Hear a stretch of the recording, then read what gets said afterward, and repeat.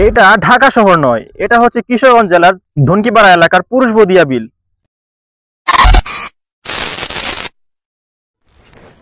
আসসালামু আলাইকুম গাইস, কি অবস্থা সবার, কেমন আছেন সবাই? আশা করি সবাই খুবই ভালো আছেন। আমরা আজকে আসছি হচ্ছে একটা বিলের বিষয়ে কথা বলতে, যেখানে একটা ব্রিজ তৈরি করা হয়েছে। আমরা আছি বর্তমান সময়ে কিশোরগঞ্জ জেলার কটিয়াদি উপজেলার ধনকিপাড়া এলাকার একমাত্র বিল, যেটার নাম হচ্ছে পুরুষবদিয়া বিল। এই বিলে একটা ব্রিজের ব্যাপারে আমরা আজকে কথা বলতে আসছি।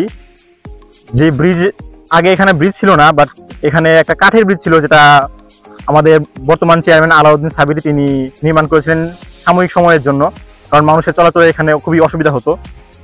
তারপরে তিনি এই ব্রিজটাকে পুনর্নির্মাণের জন্য একটা বাজেট পাস করিয়ে এখানে পুরো একটা ব্রিজ তৈরি করেছেন পাকাপোক্তভাবে, যাতে মানুষ চলাচল করতে পারে।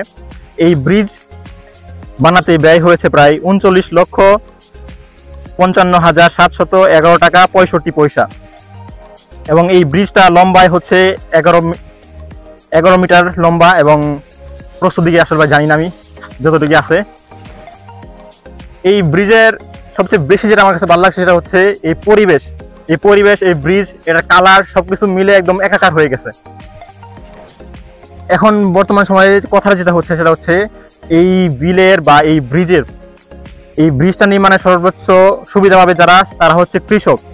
আগে তো এখানে শুধু মানুষজন নৌকা নিয়ে চলাচল করতো, এখন বর্তমান সময়ে এখানে ব্রিজ আছে, মানুষ গাড়ি নিয়ে চলাচল করতে পারতেছে। এখান থেকে দুই এলাকার একটা সংযোগ সৃষ্টি হয়েছে সুন্দরভাবে, যেটা একটা অবিশ্বাস্য ব্যাপার সেবার, যেখানে কিছু ছিল না, এখানে অনেক কিছু নির্মাণ করা হয়েছে। এই ব্রিজ একমাত্র ব্রিজ যেটা আমাদের এখানে সর্বোচ্চ ব্যয়বহুল্য আমাদের এই এলাকায়। আমিও কিন্তু ভাই এই এলাকার ছেলে।